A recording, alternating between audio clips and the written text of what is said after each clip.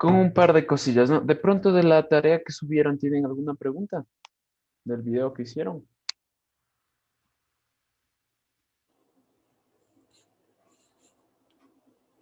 No, Inge, ninguna. Bien. Voy a proyectarles lo siguiente.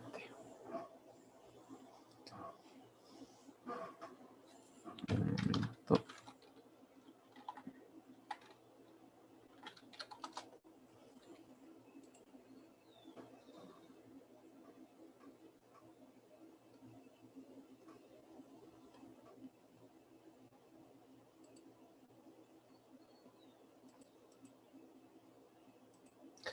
Muchachos, les voy a pedir una cosita. Me van a ayudar en la parte de...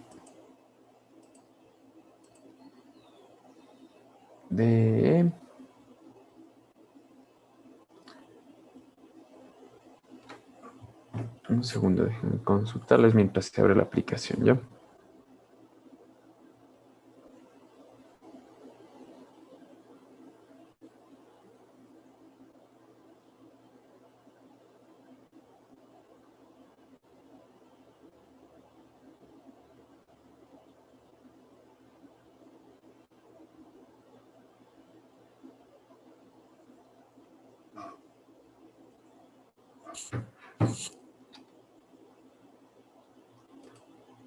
A ver, aquí está. Ya.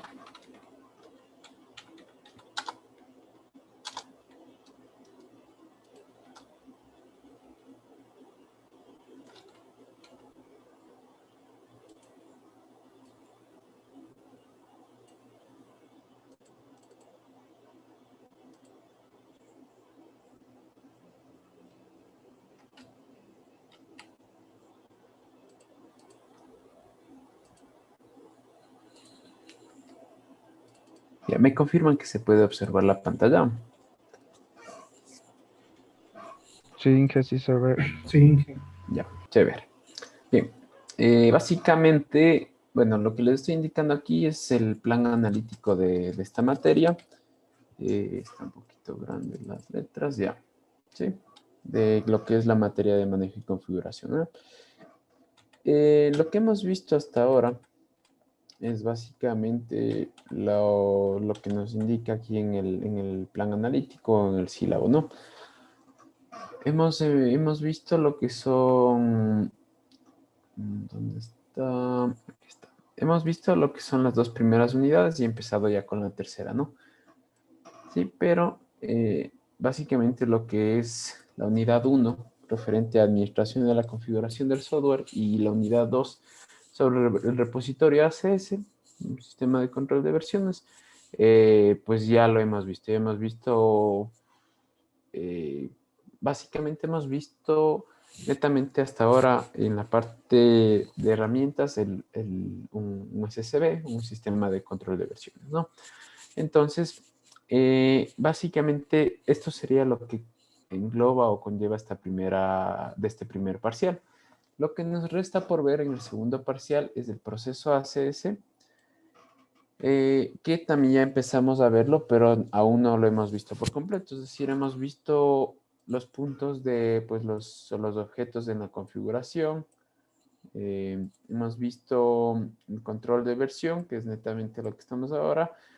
Lo que vamos a ver luego ya es lo que es el control de cambio y la auditoría de configuración, y el reporte de estado, ¿de acuerdo?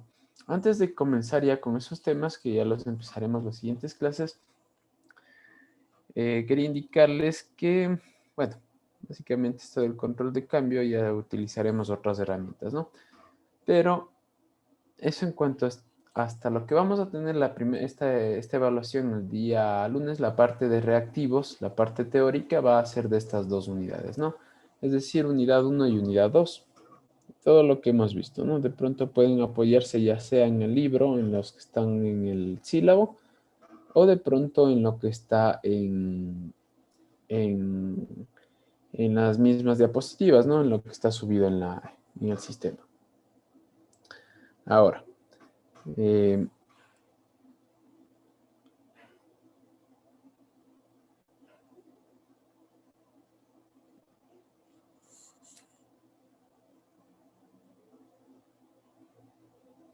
Ahora, en lo que se refiere eso a la parte teórica, ¿no? Antes de, pues, pasar a los siguientes temas, y el día de hoy lo que vamos a hacer es una pequeña, eh, no práctica, sino una pequeña aclaración sobre ciertas cosas de, pues, de un compañero. Ya me indicó que ya está trabajando y no sé si lo estén trabajando ya otras personas con lo que es con Git, con el sistema de control de versiones. Y lo que vamos a ver, perdón, es lo siguiente. ¿Me confirman, por favor, que se observe la pantalla del Bash?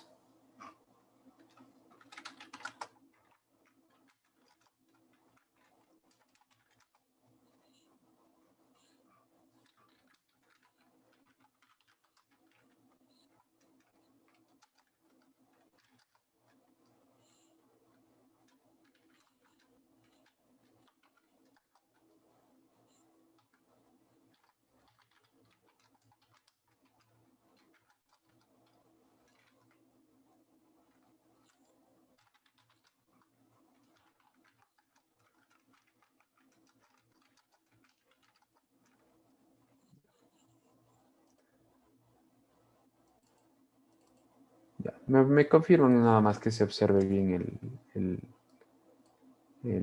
la línea Sí, de comandos. sí, sí se ve. Chévere. Bien. Básicamente lo que me estaban indicando el otro día un compañero en la tutoría, y pues esto lo había dejado pasar por alto, es una configuración de ignorar archivos, ¿sí?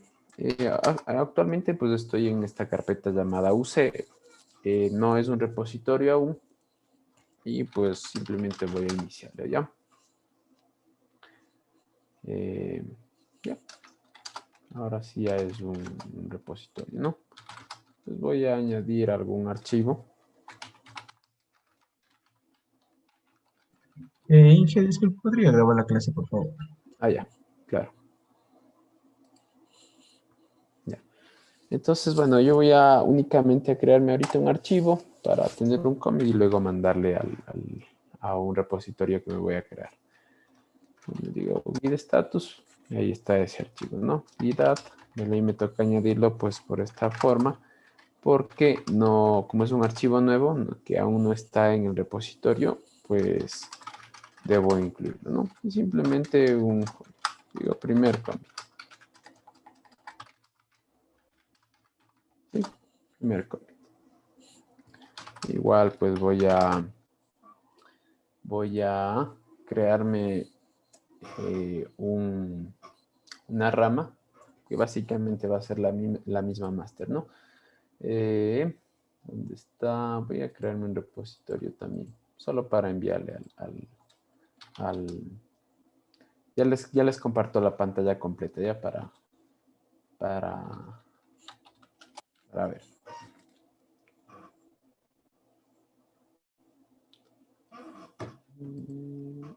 Ya, aquí está. Está el Bash.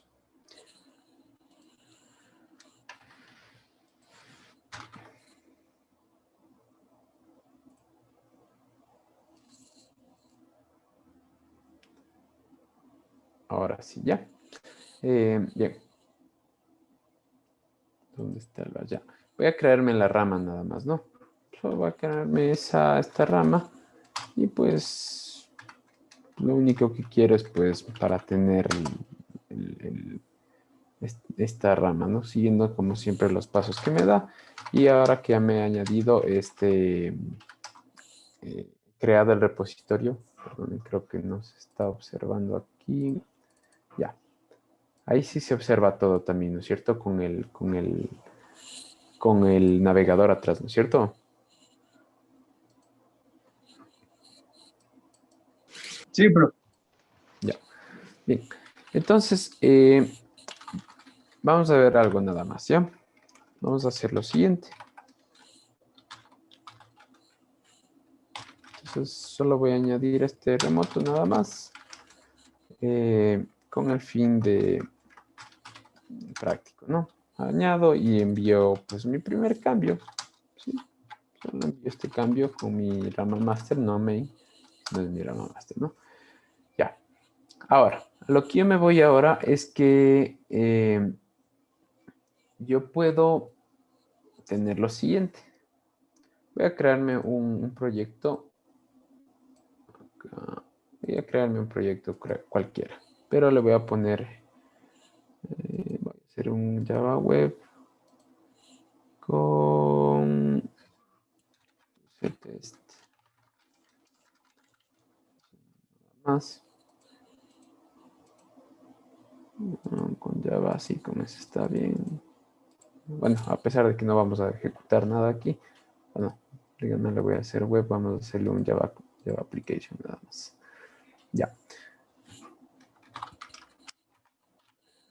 Básicamente lo que yo quiero es pues solo un proyectito para ver si es que aquí se me va a generar algún archivo adicional cuando yo compile. Entonces,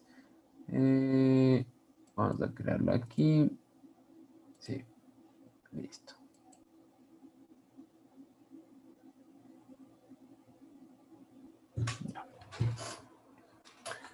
Entonces, bueno, si yo me voy acá, me va a decir que dos cosas, ¿no? Se me ha creado este git ignore y este usetest. No sé si alguien investigó qué hace este archivo git ignore.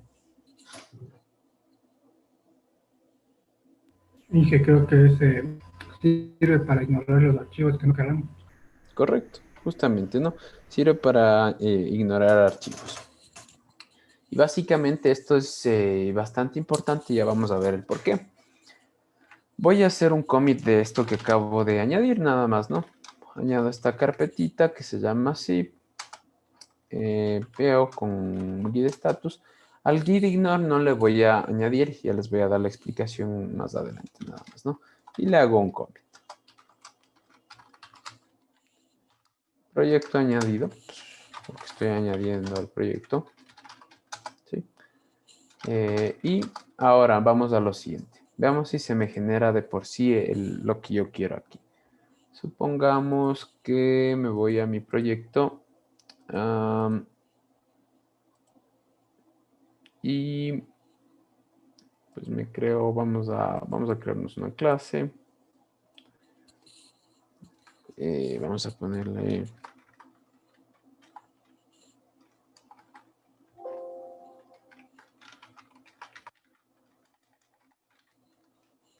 cualquier nombre, ¿no?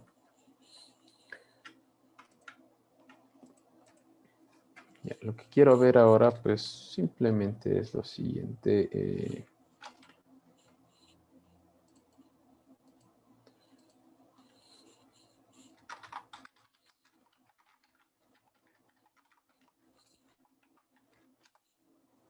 De pronto, muchachos, por ahí si me empieza a fallar mi teclado, está un poquito mal y a veces no se escribe completo algunas palabras, están algunas teclas un poquito mal, pero bueno. Digamos que aquí yo pues voy a hacer solo unas pruebas. Voy a asignar lo siguiente, ¿ya?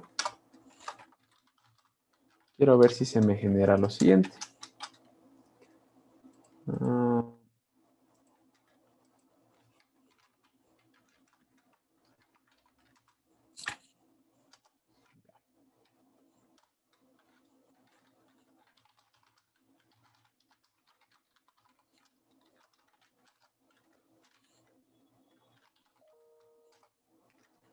Digo,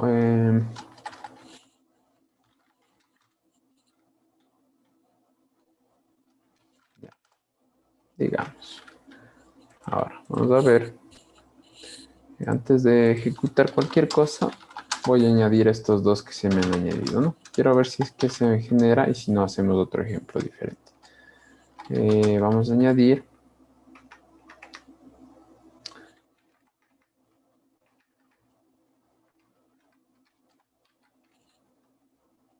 Y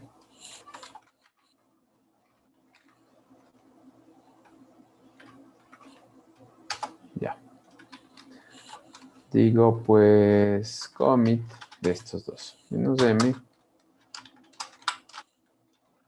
Vamos a démosle un poco de herencia, pongamos ya.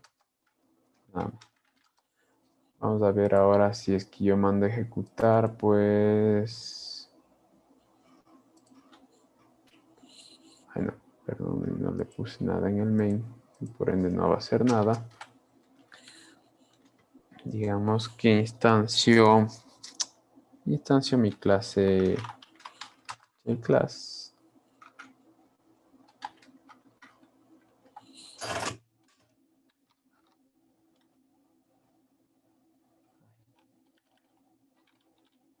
Bueno, está mal escrito, pero...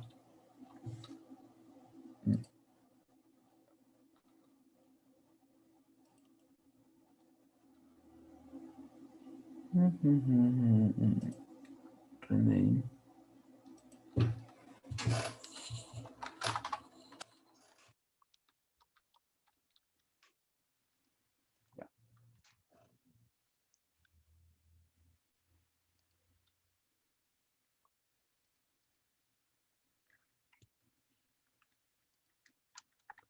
Ya.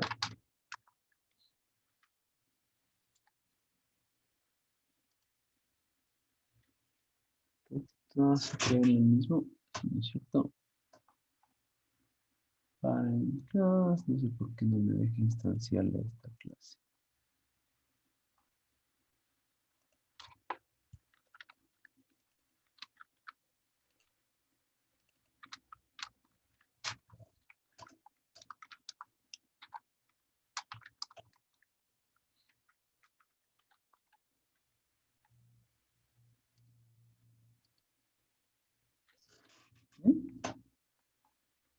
No me deja instanciarle, está en el mismo lado. Publica.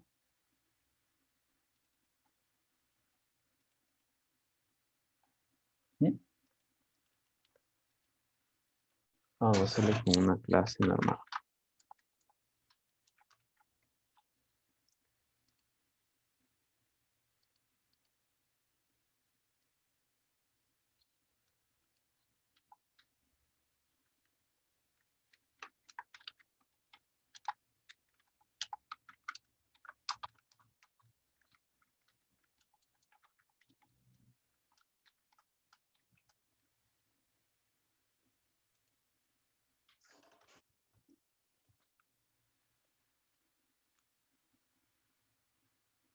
Por alguna razón no me deja instanciar, no me está reconociendo y estamos en el mismo paquete.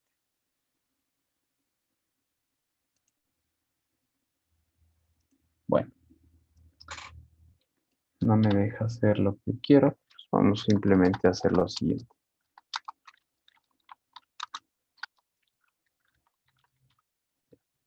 Lo voy a imprimir esto, ¿ya? Y vamos a correr a ver qué es lo que pasa, ¿ya? Ahora, vamos a ver el estatus. Este de aquí.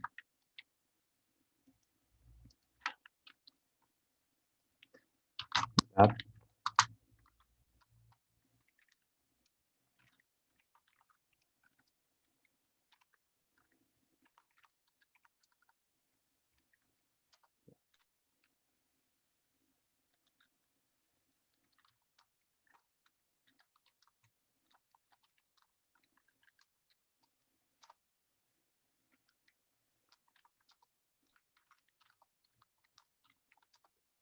voy a quitarle al guía de ignore nada más.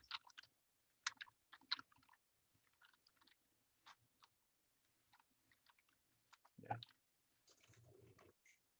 Entonces voy a hacer otro commit. Vamos a ver, no sé qué pasó, pero no me deja instanciar a la clase que estoy tratando de ir. Ya. Ahora, quiero ver si es que aquí cuando yo le ejecute, yo mande pues a construir mi proyecto y se me ejecute y se me crea un jar. No se me ha creado absolutamente nada aquí. Qué extraño. Bueno, vamos a ignorar esto. Supongamos que yo tengo unos archivos que se me crean, por ejemplo, un, ah, un,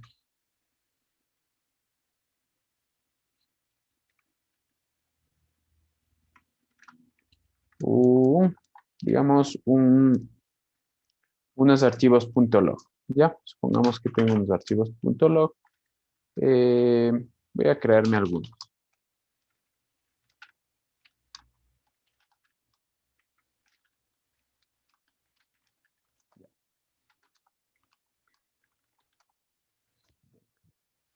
Estos archivos pueden ser o no necesarios, o pueden ser que mi compilador o que el IDE que yo esté utilizando me los cree. Cuando yo mande a ejecutar, por ejemplo, o cuando mande a compilar, o cuando mande a crear un jar, ¿sí?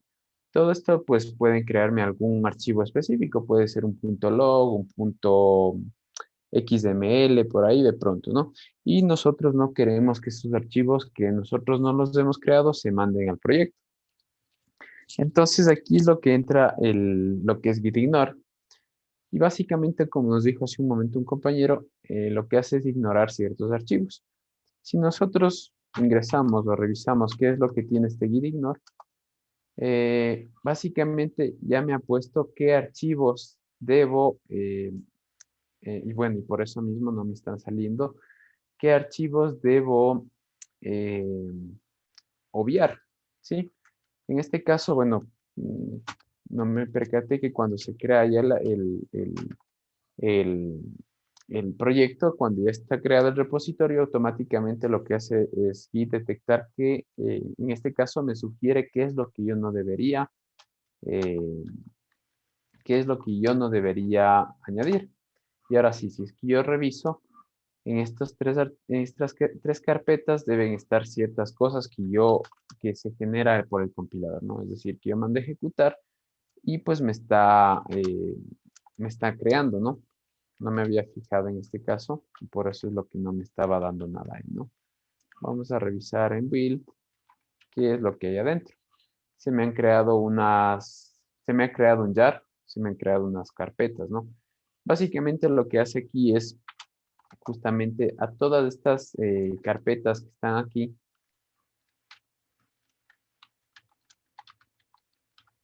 a todas estas carpetas que están aquí, me las está ignorando, ¿no? Ahorita, como le puse yo, pues, un numeral, esto les está indicando como que fuera un comentario. Entonces voy a ingresar nuevamente a este git ignore, ¿sí? Voy a quitar estos comentarios y voy a ponerles comentarios, ¿no? Voy a ponerle un comentario propio y le pongo eh, ignorar la carpeta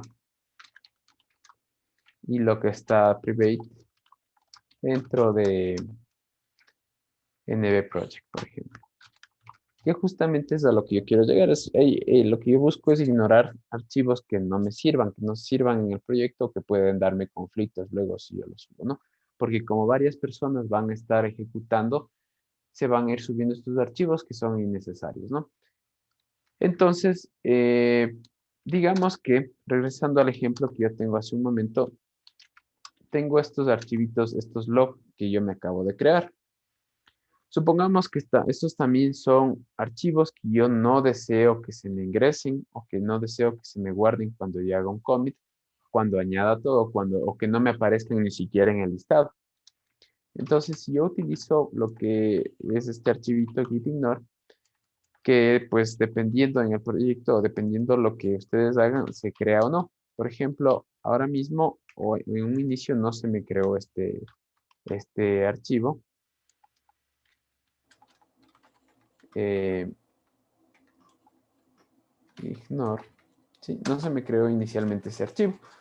Pero pues cuando ya le creé con el proyecto, o le añadí el proyecto, lo que hizo es crearme también este gitignore. Pero si no, nosotros podemos crearlo por nosotros mismos, ¿no? Entonces yo quiero ignorar, sí, voy a escribirlo de hecho, ignorar todos los .log, ¿sí? Y para esto lo que voy a hacer es decirle, a ver, todos los archivos con asterisco me refiero a todos, punto, que terminen con log, van a ser ignorados, ¿sí? Y simplemente guardo, ¿no? Si ahora ejecuto un getStatus, me dice, pues ya no me aparecen esos archivos. Y es porque con lo que le acabo de decir en el archivo de gitignore, me dice, aparte de lo que estás ignorando estas carpetas, ignora también todos los archivos con extensión .log. Esto a manera de ejemplo, ¿no? Porque los logs son archivitos que almacenan información de lo que hemos hecho, ¿no? No sé, hasta aquí alguna pregunta de esta primera parte. No, Inge, todo claro. Ahora, ¿qué pasaría si yo tuviera un archivo, digamos, un config.log, que en ese archivo yo sí quisiera que se me guardara? Pero si yo ejecuto un getStatus no me lo detecta, ¿no es cierto? Entonces ahí es lo que yo ya puedo ir jugando con las diferentes opciones que me da en gitignore. Entonces yo me ingreso nuevamente a la configuración de este archivo de gitignore. ¿Sí? Y le digo, a ver, ignórame todos los .log, pero también a excepción de el archivo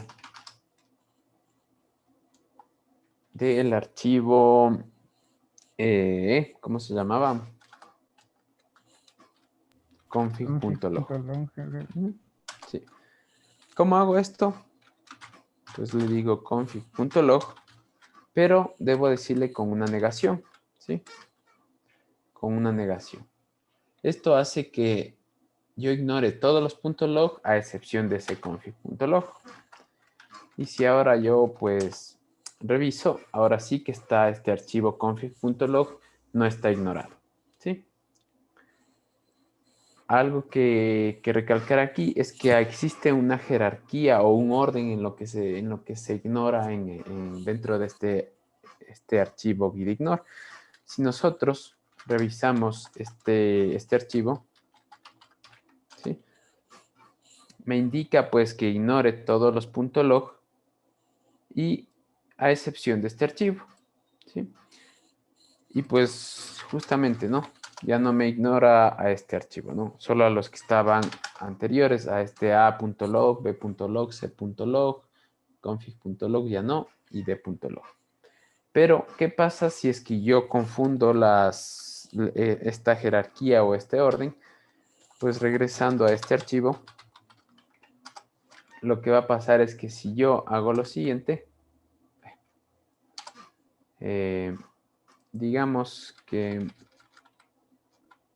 cambio el orden, ¿no? Digamos que primero le digo que no me ignore al archivo config.log y que me ignore pues a todos los .log. Sí, he cambiado el orden nada más. Pues yo podría pensar que esto no me ha afectado en absolutamente nada, pero si yo ejecuto un getStatus, me está ignorando también este archivo config.log. ¿Por qué? Porque, como les decía, en este caso tiene una secuencia o un orden a realizar.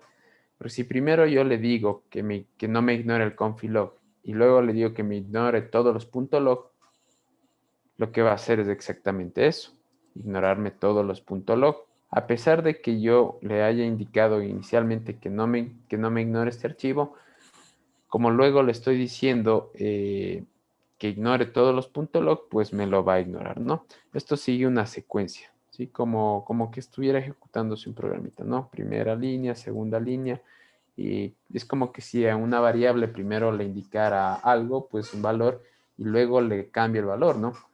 Y aquí pasa exactamente lo mismo, a excepción de que nos estamos refiriendo pues a lo que son, a englobar a todos los archivos .log. primero, perdón, solo a no ignorar un punto log y luego a ignorarlos a todos, ¿sí?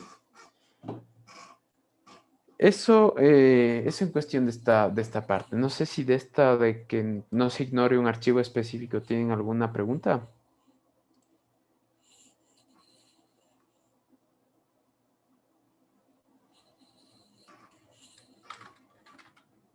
No, Inge. Bien. Ahora, hay muchos más usos de los que se le puede dar aquí a este comando. Supongamos que también yo dentro de esta carpeta offsettest, que es del proyecto, también tengo otro archivo que se llame config.log. Digamos que este mismo archivo existe en varias carpetas, ¿ya? Bueno, solo debí crearlo, pero ya que está ahí.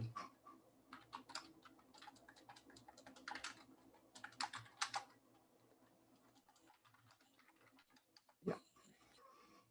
Aquí me está ignorando, voy a cambiar primero esto.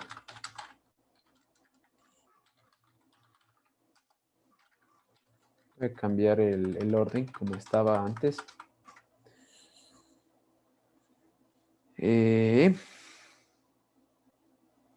Aquí estaba asterisco.log. Y acá pues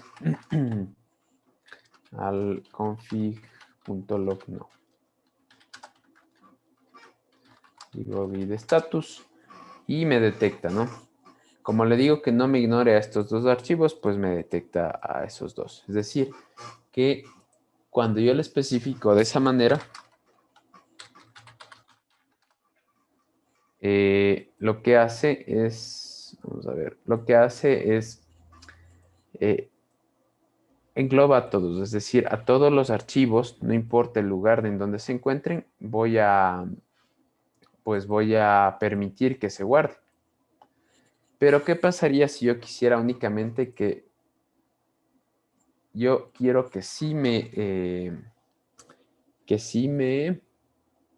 que solamente a los archivos de esta carpeta de la raíz no me ignore a ese config.log y al resto sí? De igual manera, tendría que hacer unos cambios, ¿no? Iría hacia acá. Y en este caso, con la slash o barra inclinada, ¿sí? Vamos a ver, me está ignorando a los dos. Déjenme ver si lo escribí bien. Y ignora. ¿En qué carpeta estaba? En la .log. Vamos a ver acá.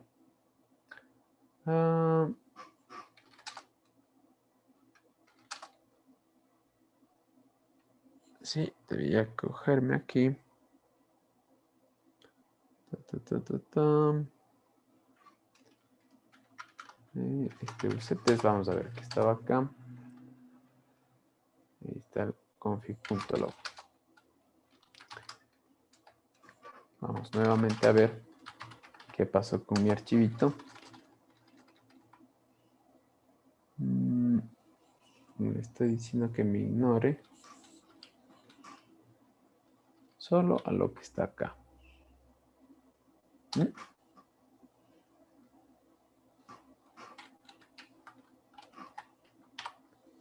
Ya.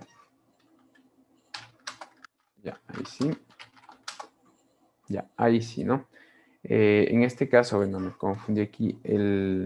La negación va en la raíz de lo que se quiere negar, no después, ¿no?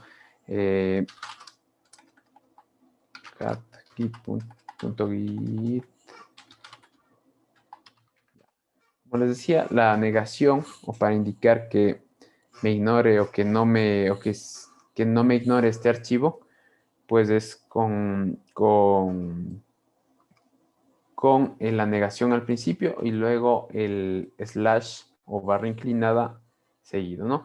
Y con esto le estoy diciendo únicamente que no me ignore a lo que está en esa carpeta, en lo que está en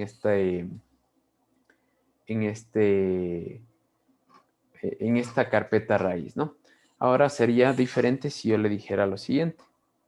Me regreso acá y .gitignore. Ya. Y en cambio le dijera, ¿cómo se llamaba la carpeta? UC se llama, no, UCTest, ya.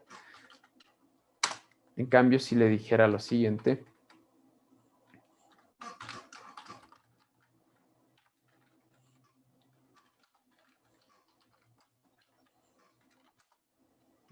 En cambio, ahora, si le digo lo que le estoy diciendo aquí es, ¿dónde está?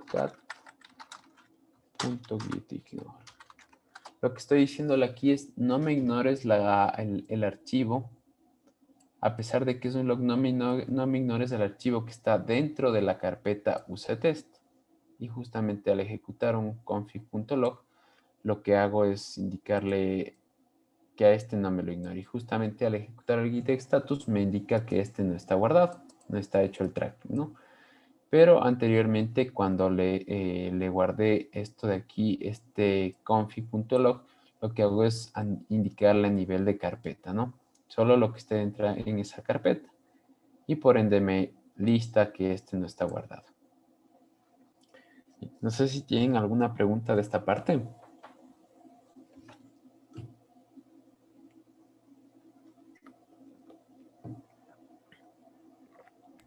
No, Inge, ninguna. Eso en cuanto a lo que es gitignore. Sí, eso es lo que estaba pendiente. Algo más que me faltaba darles de aquí. Y bueno, eso es netamente lo que les va a estar apareciendo cuando ya estén trabajando. Aquí en este caso, al yo haberle agregado el proyecto en la carpeta, directamente lo que ha hecho NetBeans es crearme este gitignore, ¿sí? Y pues ya me ha creado directamente él, el que me creó estos de ignorar a este dis, a este build, a este nb project y a este private, ¿sí? Y pues ahí que yo puedo ir especificando más archivos, ¿no? Puede ser que yo tenga archivos que no quiero que se me listen o que se me guarden, perdón, en el repositorio, que sean archivos para mí netamente, por ejemplo, algún txt que tenga pues apuntes que yo me haga y que solo me sirvan para mí, ¿sí? Ahora, ya hemos visto esto de aquí, ya hemos visto, bueno, hay más opciones como les digo, pero eso las pueden ustedes, estas son lo que es lo básico, ¿no? Ignorar un archivo de una carpeta, ignorar pues o también se puede ignorar una carpeta completa como está aquí, ¿no? Simplemente diciendo, ignórame toda esta carpeta o ignórame toda esta carpeta o toda esta carpeta, ¿no? Ahora, lo que les decía en un principio, que yo no estoy añadiendo a este archivo gitignore, ¿sí? No le estoy añadiendo porque pueden pasar dos cosas. Vamos a ver. Démosle este, para que igual... No, voy a quitarle esta excepción. Voy a ignorar a todos los .log. Ya. ¿Por qué puede ser que yo no añada este archivo gitignore al repositorio? No sé si tiene alguien alguna idea o se le ocurra de por qué no se debería o por qué es opcional ingresarla o no al repositorio.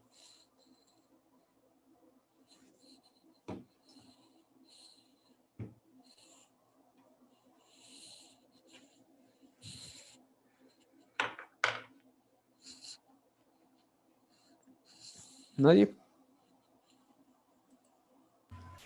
Porque son archivos que no queremos, tal vez. Claro, en el gitignore se define esto, ¿no? Pero la razón de por qué se puede o no se puede añadir es porque, por ejemplo, supongamos que yo yo tengo un archivo, digamos, con alguna extensión rara, ¿no?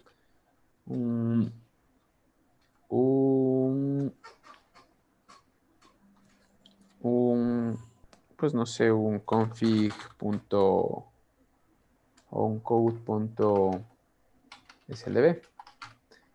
Ya, digamos. Y este archivito, que yo lo tengo aquí, digo, a ver, este yo no quiero que se me guarde en el repositorio. Y por ende voy a añadirle una restricción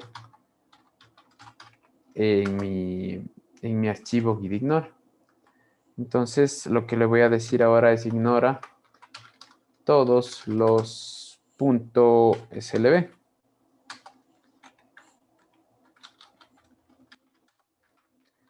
Y pues ahora ejecuto un git status y ya no me aparece. Pero ahora, ¿qué puede pasar? Que yo puedo tener esa regla para mí, es decir, solo para mi equipo. Pero, por ejemplo, esa misma regla que yo le he puesto ahora mismo para que me ignore todos los DSLB, es un archivo de ejemplo nada más, que ignore todo. Si yo le subo y alguien más se descarga este punto ignore, se van a aplicar las mismas reglas para él también, para la persona que se descargue, pues, o que se clone el repositorio y se clone mi rama específica, ¿no? Bueno, perdón, que se clone todo el repositorio. Se va a descargar este punto gitignore, este archivito, y también se van a aplicar las mismas políticas o las mismas restricciones que yo me haya definido ahí. Entonces él luego irá, las cambiará y pues dirá, no, yo sí necesito los archivos de tal, eh,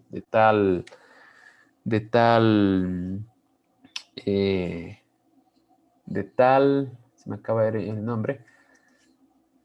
Yo sí necesito esos archivos y por ende yo sí quiero que a mí me lleguen. Entonces borraría, lo que haría es borrar esta restricción que él ha puesto de que se ignoren esos. ¿Sí? Y pues para él sí necesitaría, pero ¿qué pasaría? Que él volvería a hacer un commit con ese gitignore y se va a seguir compartiendo esas restricciones y cada vez van a tener que estar cambiando ese archivo. Entonces, por ende, por eso no se debe compartir este archivo, a menos de que ya se tenga una política en la que ya se definan qué archivos son específicamente los que no se deben guardar, y ahí sí, pues, compartir este archivo gitignore, ¿sí? Por ejemplo, también yo no quiero ya que me aparezca, si quieren, el git status.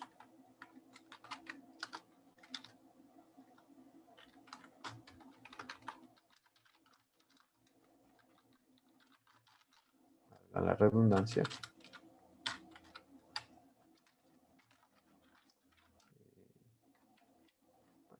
Básicamente lo que va a hacer es lo mismo.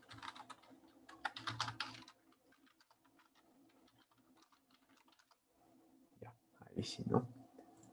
Entonces ahí ya para que no me aparezca ni siquiera eso, para no estar yo compartiendo o que pueda cometer el error de añadir este archivo gitignore al repositorio, ¿no?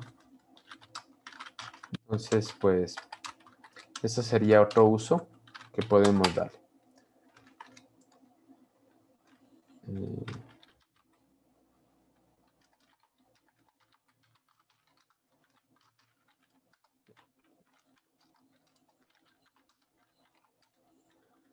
Bien. No sé si tienen alguna pregunta.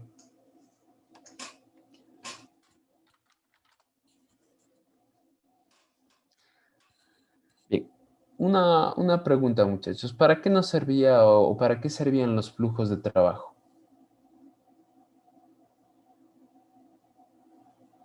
dentro de Git? Para mantener la integridad, digamos, del proyecto y cuáles serán de producción y en cambio, si es que existen cambios, si es que se dan cambios dentro de las rama master, por ejemplo, podría dañar el proyecto como tal que se está haciendo.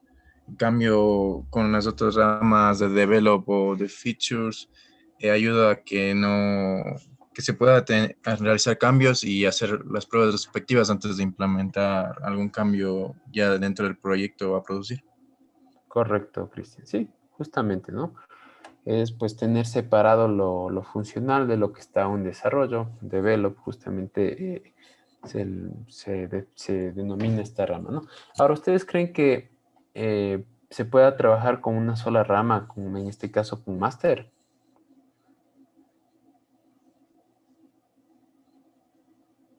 Sí, Ya. ¿Trabajas en Bueno, equipo?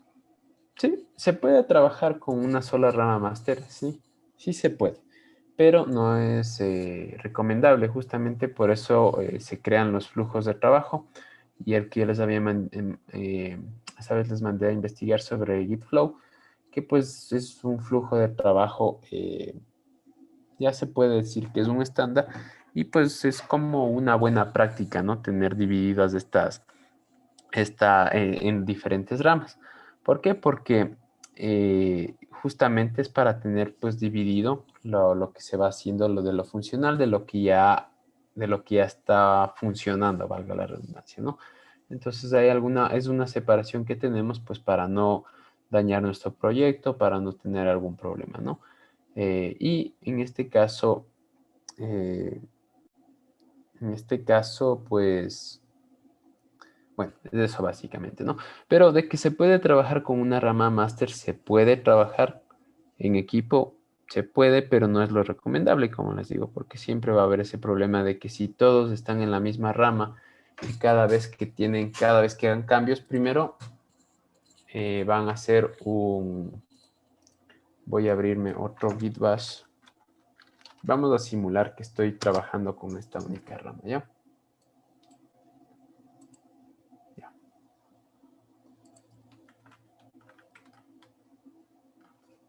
Ya. Voy a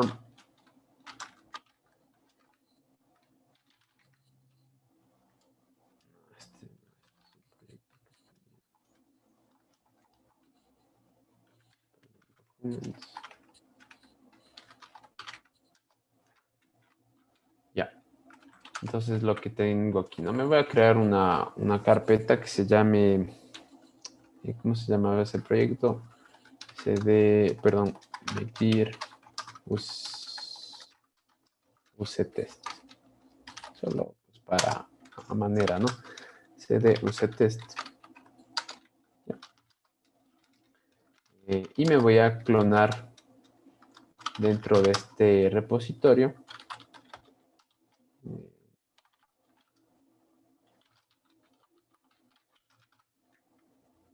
¿Cómo se llamaba?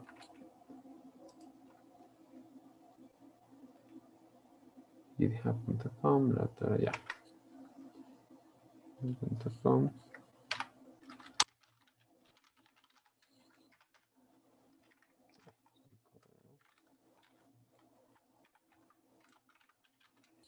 Ya, ya, chévere. Entonces, bueno, ya me he copiado. Y pues voy a hacerle yo desde acá. Desde el lado derecho voy a hacer un push a mi origen de la rama master. ¿Sí? Ahora.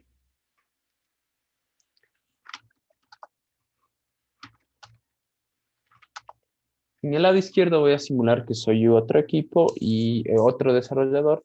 Y en el lado derecho, pues es otro desarrollador, ¿no? Voy a simular esto nada más. Entonces, eh, ¿qué pasa que en el lado izquierdo, simulando, voy primero a hacerme un push. eh, perdón, voy a hacerme un push de los cambios que ha hecho otro desarrollador. ¿Sí?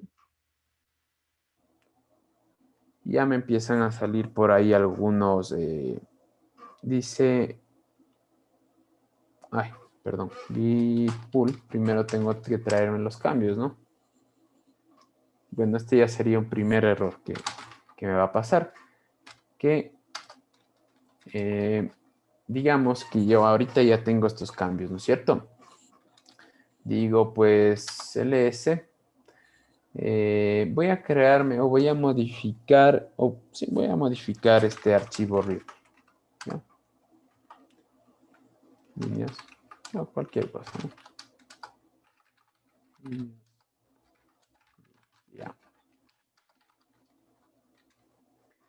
Y pues por acá yo también ya hago mis cambios, ¿no? Soy otro desarrollador y hago lo mismo. Código.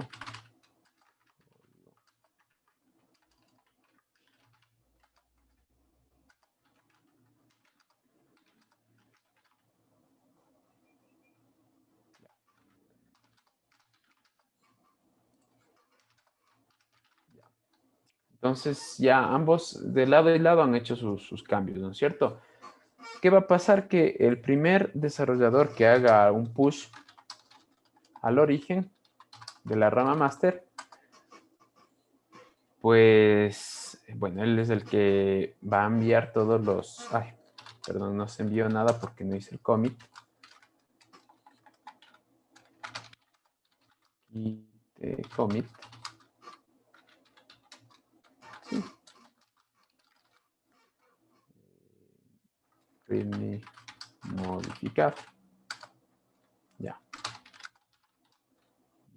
Push al repositorio remoto llamado origin, la rama master. Entonces, este desarrollador de la izquierda es el que está primero mandando los cambios, ¿no es cierto? Y entonces, desde el lado derecho, digo, bueno, voy yo también a hacer voy a hacerme mi respectivo commit con los cambios que yo hice. Digamos que he estado trabajando en una interfaz y le digo añadir. README modificado también. ¿Ya? Y pues ya no tengo nada. Y yo también voy a tratar de hacer mi push hacia el origen, al repositorio remoto de mi rama master, ¿no? Y ahí es de lo que me va a aparecer el error, ¿no? Me va a decir que falló al tratar de hacer o tratar de enviar mis cambios al repositorio. ¿Por qué dice las actualizaciones fueron rechazadas? Porque el remoto contiene trabajo que tú no tienes. Entonces, pues lo que yo tendría que hacer es un git pull, justamente lo que me dice. Y aquí ya me da un problemita, ¿no? Que hay un conflicto entre los dos y que por ende no me puedo hacer. Entonces aquí ya veríamos como que el problema de estar trabajando en una sola rama, a pesar de que son cambios pequeñitos, pero ya suponiendo que ustedes están trabajando ya en código real, en los que pues si se dividen ustedes el trabajo y por ahí no sé si ya trabajan por capas en lo que están desarrollando. ¿Están creándose capas de negocio, de datos, de interfaces o no? Todavía no, profe. Aún no, Inge. Ya, bien. Claro, eso, con el CRUD. En este caso, bueno, ahí ya se empiezan a crear capas, una capa de datos donde que se van a hacer las inserciones, actualizaciones, lectura de datos, otra capa de negocio que es la que va a manejar, básicamente se pone, perdón, una capa de presentación en donde ustedes van a tener sus interfaces y todo, ¿no? Pero por ahí si alguien modifica un archivo o perdón, dos personas modifican el mismo archivo, digamos que por ahí están trabajando ya digamos que tienen una tablita en la base de datos de usuario y ustedes están haciendo el CRUD se crean a sí mismos su archivo, su clase usuario con sus atributos y con los métodos, qué sé yo, leer. Y por ahí tienen uno de hacer una consulta parametrizada o una consulta que les traiga todo. Si es que ocupan ustedes los mismos espacios, les va a dar por ahí problemas, ¿no? Y si están trabajando dentro de la misma rama, siempre van a estar con estos problemas de los MERS, de que al estar trabajando ustedes en la misma y luego tratar de enviar sus cambios al remoto, al repositorio, siempre les va a dar estos problemas que no son fatales, por así decirlo, pero son molestos, porque cada vez me va a estar pidiendo que yo, veamos si se me escribió, y está, pues se me puso lenta ya. Me dice que pues cada vez que yo haga algún cambio, van a haber estos problemas y yo voy a tener que hacer ¿cómo se llama? Un merge, ¿sí? Entonces digo, a ver, yo, bueno, sigo trabajando, voy a revisar este README, digamos que es un archivo, supongamos que es un archivo importante, y me dice, chuta, es que aquí se me ha combinado, esto no quería que vaya. Aquí me dice lo que tienen el uno y aquí es lo que yo tenía y esto es lo que he añadido otro y pues me está coincidiendo por ahí en lo mismo, ¿no? Entonces yo pues realmente es lo que debería ir así, qué sé yo, me invento, ¿no? Sí, entonces ya tengo y pues ahora sí procedo procedo a hacer el commit.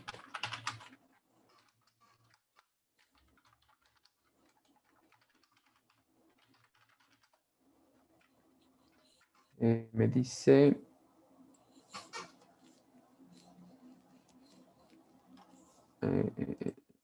es que no le añadí.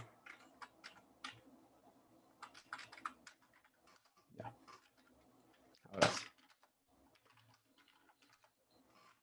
Y pues va a pasar lo mismo, ¿no? Que yo pues sigo trabajando en digamos, nuevamente vuelvo a modificar, me ha faltado algo, qué sé yo, me escribo por ahí un método, es data, digamos, si es nombres nada más que les pongo así, digamos que me creo por ahí mi método, y les digo un system, bueno, digamos que son algunas líneas, ¿no? Line, y le digo, qué sé yo, enviar datos o imprimir datos, ¿ya? Y pues acá yo también he hecho algo en el README, digamos que es una clase, pues, es una clase en la que estamos trabajando algunas personas. Nuevamente yo, en cambio, me creo otro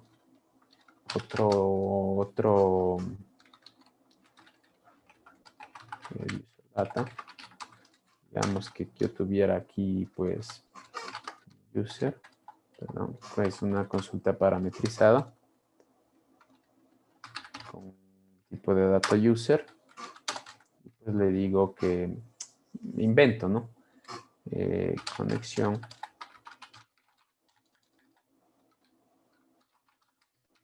Es igual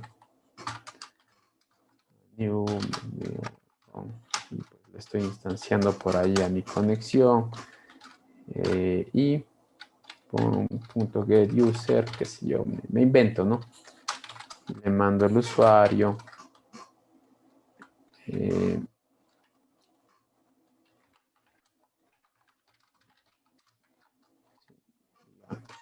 Sí, le mando los parámetros y bueno, aquí le digo que no, que me va a retornar un usuario.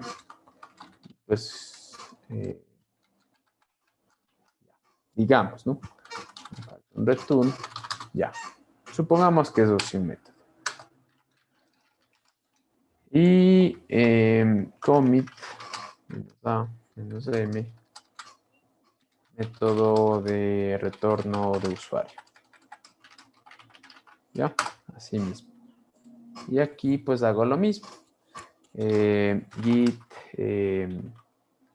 commit -a -m, impresión o pruebas de impresión de datos. Y ahora supongamos que yo fuera el usuario o el desarrollador que hago primero el push, ¿sí? Digamos, reviso, no tengo nada. Y push, así mismo al origen, de la rama master, ¿no? Y así mismo Digamos que el otro también he trabajado en lo mío y al final del día pues también quiero hacer mis commits, quiero enviar al repositorio, quiero guardar lo que he hecho, hago un push al repositorio remoto de mi rama master de lo que tengo. Y así mismo me van a comenzar los problemas. ¿Sí? Otra vez me dice que pues yo estoy como que desactualizado, trato de hacerme un pull y pues otra vez me sale que tengo conflictos y digo a ver en el read. Y así mismo me va a empezar a indicar qué es lo que tengo de nuevo. Entonces esto se empieza a ser un problema cuando trabajamos en una misma rama en una misma rama, ¿no? Porque va a darse el caso en el que pues vamos a ir trabajando varios desarrolladores y que pues por ahí siempre va a haber un archivo en común que tenga nuestra tarea. Por ejemplo, el más común es cuando manejamos los archivos. No sé si han manejado conexiones de bases de datos. ¿Sí o no? No aún, Inge. No todavía, profe. Ya. Esto, por ejemplo, cuando ustedes cuando tienen ustedes un archivito de base de conexión de base de datos, por ejemplo, depende, ¿no? Depende de cómo estén trabajando. Se llama conexión, por ejemplo, conexión.java, ¿ya? Digamos. Y aquí yo tengo definido, permítanme un segundo, muchachos, por favor, ¿ya?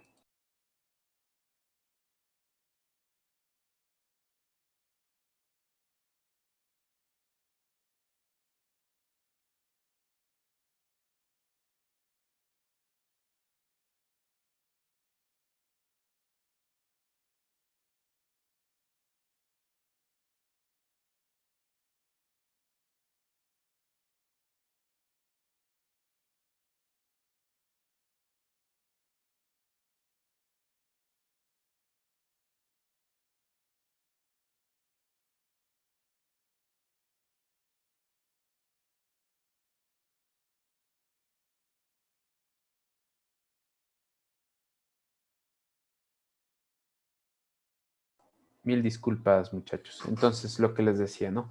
Generalmente, cuando ustedes trabajan ya con conexiones de base de datos, y si es que es un proyecto compartido, siempre van a tener por ahí, qué sé yo, el puerto por el cual se comunican a la base de datos, que me invento es el 80, no, perdón, una bueno, el puerto de aplicación, el puerto, qué sé yo, de la base de datos, que me parece que este es de Postgres o de MySQL, no recuerdo bien. Tienen una cadena de conexión, que justamente es un string, cadena conexión, y que después aquí se indica la cadena en sí, ¿no? Tienen por ahí también una IP, de la database IP, address, perdón. Por ejemplo, me invento, ¿no?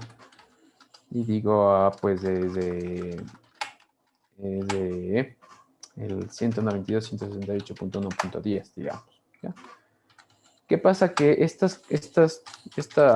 esta dirección y este puerto son pues de cada equipo.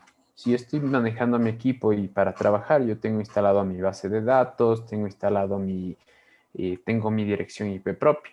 Entonces cada vez que yo voy a trabajar tendría que cambiarme el puerto. Por ejemplo, este es un puerto por defecto, pero yo por ahí en la instalación le puse el 5.5433 para mi base de datos específica y obviamente no voy a tener la misma IP que otra persona, voy a tener la 11 o la 100, qué sé yo, ¿no es cierto? Entonces, eso es lo que generalmente puede pasar, depende cómo se trabaje con estas condiciones, ¿no? Y ahí es más o menos por lo donde que se van estos problemitas. Entonces, siempre es bueno o por eso se recomienda tener este flujo de trabajo en claro para no tener estos problemas, ¿sí? Por eso se recomienda justamente tener ¿cómo se llama? Las ramas, ¿no? estoy en la rama de Velo, pero yo voy a sacarme una propia rama para mí, para no estar con ese problema. Y ya cuando todo esté funcionando, cuando ya esté todo correcto, ahí sí se procede a hacer un merge de las ramas, ¿no? O un pool o para fusionar lo que tenemos, ¿sí? Y ahí, bueno, ya se pueden ver una sola vez un conflicto, sino cada vez que hago un cambio y lo envíe y yo trate de enviarlo, pero si hay nuevos cambios no me va a permitir, tengo que jalar los cambios y me va a dar estos errores porque hay conflictos entre las ramas. ¿De acuerdo? Bien. Hasta aquí, no sé si tienen alguna pregunta, muchachos.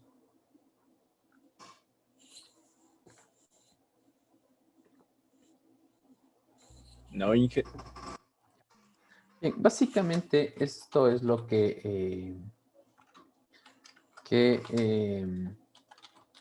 es lo que vamos, bueno, lo que vamos a ver netamente en esta parte de este sistema de control de versiones, ¿no? En este caso no vamos a ver más, se ha visto lo básico, por así decirlo, porque la otra es ya pues cuando se empieza dependiendo si ustedes no van a manejar un repositorio comercial, sino se fueran a instalar su propio servidor de control de versiones, entonces su propio repositorio, entonces ahí hay las partes de instalación de Git, que es lo que se necesita, ¿no?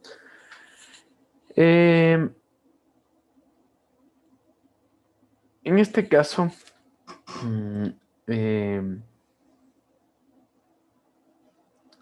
sí, eso es lo que veríamos, ¿no? Netamente, ¿no? Les voy a mandar una consulta, pero no, esto no va a ingresar en lo que es la prueba, ¿no? Solamente quería pues darles estas dos cositas estas dos aclaraciones. La primera del git ignore, que si ustedes se fijan, eh, yo acá pues tengo unos archivos y acá no. Aquí tengo los logs. Pero acá en el otro desarrollador que se ha clonado también el repositorio, pues no los tiene, ¿no?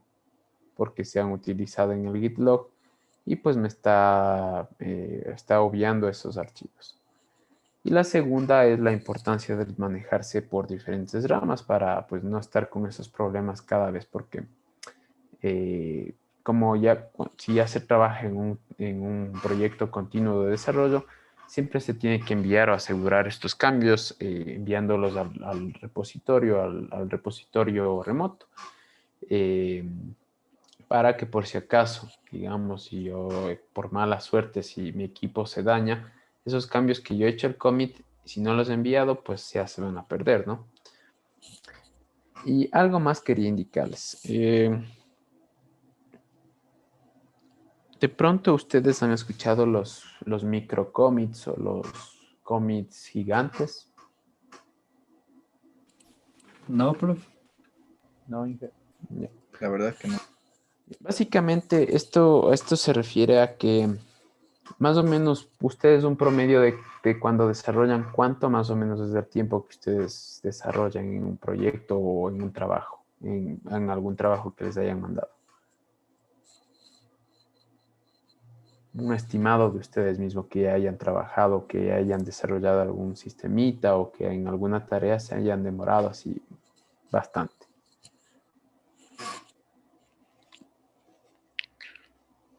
¿O cuántos archivos más o menos ustedes piensan que generan cuando están programando? ¿Cuántas clases, cuántas líneas de código más o menos? Un promedio. En Bueno, clases yo diría por arriba de 10 quizá. ¿De 10 archivos o de 10 líneas? De clases. 10, ya. Bien. Hay lo que son los microcommits o commits pequeños, sí, depende cómo los vean, microcommits y commits pequeños o small commits, depende cómo le busquen. Pero estos se refieren justamente a cada cuánto yo hago un commit. ¿Sí? Es decir, por ejemplo, si yo pues estoy trabajando y me creo, ¿no? Digamos, touch, digamos justamente lo que usted me dice, ¿no? Touch, A, B, C, D, E, F, G, H, I, J, K, L, M, E, ya, digamos. Yo pues he estado trabajando unas horitas y me he ido creando todo lo que necesito y me he creado estos archivos. Obviamente aquí están vacíos, pero vamos a suponer que he estado pues trabajando en cada uno de ellos. He creado pues están en mi capa de negocio y tiene cada uno su lógica, o son las entidades, perdón. Eh, Ahorita en lo que están desarrollando lo que es CRUD, ¿con qué lo están haciendo?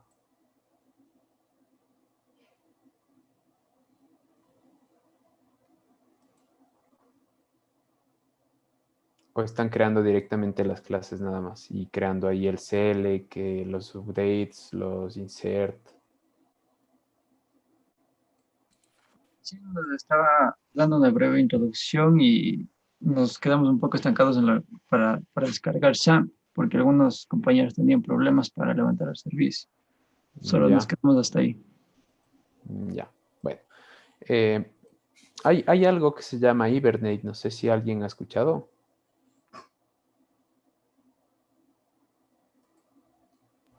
Hoy. Cuando nosotros, bueno, estamos creando aquí un proyectito, digamos un web. Sí, un web. Veamos si es que tengo aquí instalados los frameworks. OJE. Y ya. Aquí hay unos frameworks que, por ejemplo, vamos a ver qué nos dice que es Hibernate en palabras textuales. ¿Qué es Hibernate? ¿Ya?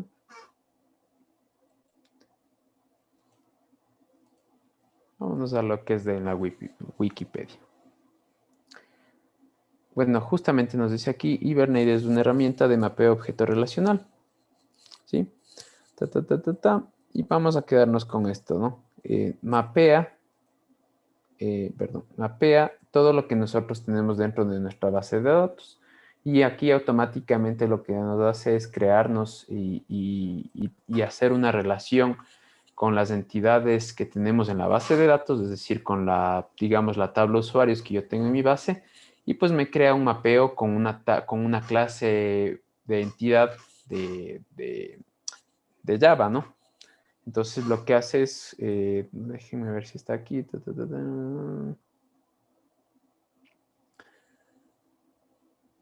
Sí, justamente aquí, ¿no? Nos dice lo que está en la base de datos con la parte de la programación, ¿no? Con la parte de la orientación a objetos. Es decir, yo tengo mi tablita o mi tabla en la base, pues usuario, y en la parte de orientación a objetos yo tendría mi clase usuario con sus atributos y sus métodos. Entonces él me mapea, ¿no? Pero básicamente lo que yo quiero llegar aquí es que, ¿dónde está? Ya, digamos que yo creo aquí estos y aquí van a tener pues de cada una de estas clases que están referenciadas o que se relacionan con una tabla de la base de datos, por ejemplo, usuario, pues con usuario va a tener el nombre, apellido, qué sé yo, contraseña y cualquier cosa, ¿no? De cada una de estas tablas. ¿Qué pasa? Que esto se considera un gran commit, por así decirlo, un commit gigante, porque yo estoy añadiendo una gran cantidad de información en un solo commit. Digamos que yo pues ya acabo, he trabajado todo el día, soy desarrollador y pues las 8 horas de mi trabajo las dedico netamente a programar y pues he estado pues programando todo el día, he creado todas esas clases. Al final del día ya he terminado todo y digo, voy a hacer el commit de todo esto. Entonces digo, creada lógica de negocio con todas las tablas de la base de datos. ¿Ya? Y pues ya he hecho y lo que hago es un push al remoto para tener asegurado, ¿no? Perdón, es el origin.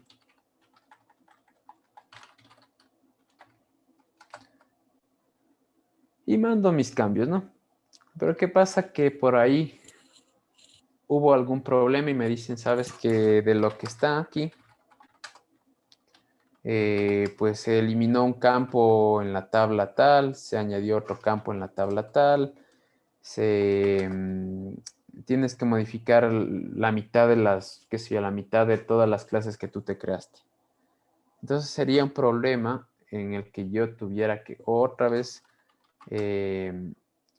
regresarme, ¿sí? Revertir un commit para modificar, ¿sí? Pues es decir, que yo tengo que,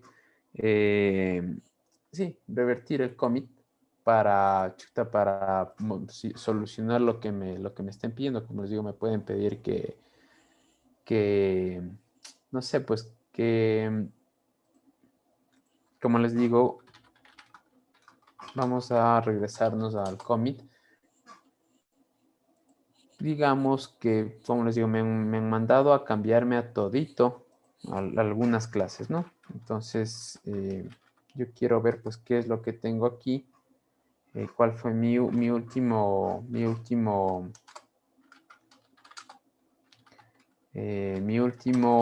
commit, pues, para ver en ese en el que he hecho. Digamos que han sido muchos, pero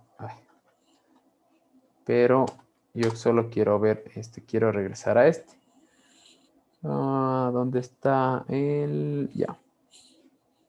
Entonces yo quiero regresarme a ese, ¿no? Checkout.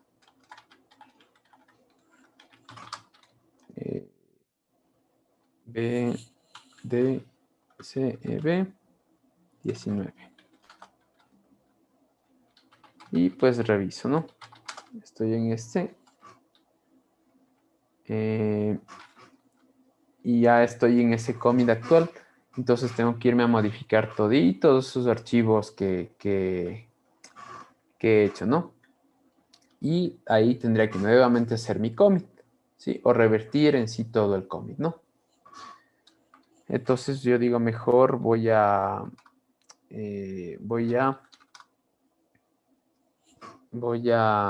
revertir esos cambios, ¿sí? Porque pues los voy a trabajar en mi equipo y luego hago el cambio, ¿no? Mejor voy a irme directo, como solo es un cambio, solo es un commit que está adelante. Lo que hago es, nuevamente regreso y lo que hago es resetear este último commit, ¿sí? Que este de aquí, ¿dónde está este signo? No me deja, no tengo este en el teclado. Pongo este de aquí para regresar al último. Y pues ahora sí está, ¿no? Y pues tendría que ir haciendo toditos esos cambios, ¿no? Entonces, eso es lo que es un gran commit y ese es el problema de cuando mandamos todos los cambios que hemos hecho en el día en un solo commit. Lo que se recomienda es que si yo, digamos, estoy trabajando, vamos a, ¿dónde se va? No me deja. Bueno, no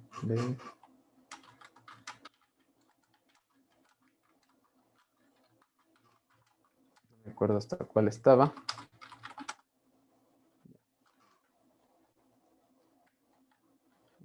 KLMN. Entonces, lo que se recomienda es ir creando commits, microcommits o commits pequeños para yo no tener estos problemas. Digamos, yo aquí digo, pues bueno, voy a añadir digamos que este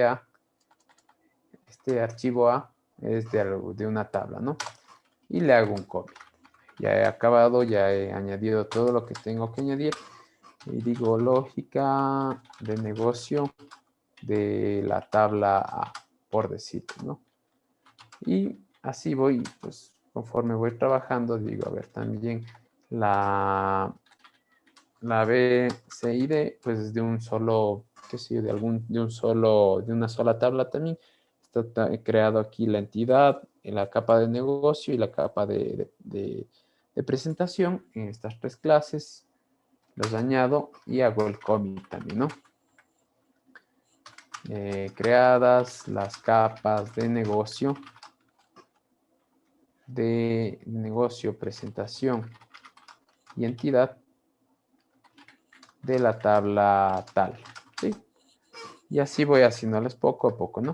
¿Por qué? Porque es más cómodo irlos haciendo así conforme voy terminando pues ciertas cosas para no tener luego los problemas de que tenga que revertir todo un cambio súper gigante con muchas clases, con muchas líneas de código, o a su vez de que para esto también me sirve a mí para saber qué es lo que he ido haciendo en el día, ¿no? Y no tenga que únicamente definirlo de una manera. Por ejemplo, aquí, en este commit, pues he creado estas capas, en este otro commit he creado una lógica de negocio, en este otro commit he hecho tal cosa, en este otro commit, para yo también tener una idea de qué es lo que he ido haciendo en todo el día, ¿no? Y no definirlo únicamente, pues, todo con un solo commit, pues porque no es muy descriptivo. Yo al final del día le digo... creadas varias clases de la lógica que envuelve a las tablas de clientes, productos, factura, detalle de factura. Y así se me haría súper grande este commit porque no he hecho muchísimas cosas y se me haría difícil de saber qué es lo que he hecho en ese commit, ¿no? Entonces, esto es lo que se les llama los micro commits y los grandes commits. Se recomiendan para, pues, de alguna forma controlar todo lo que vamos haciendo para no mandarnos todo en un solo cambio, por así decirlo, y pues luego que tengamos que estar revirtiendo o modificando todo, pues por alguna cosa que pueda pasar, ¿no? ¿Alguna pregunta de esta parte?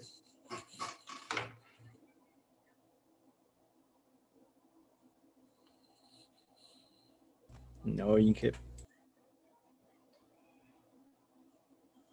Ya.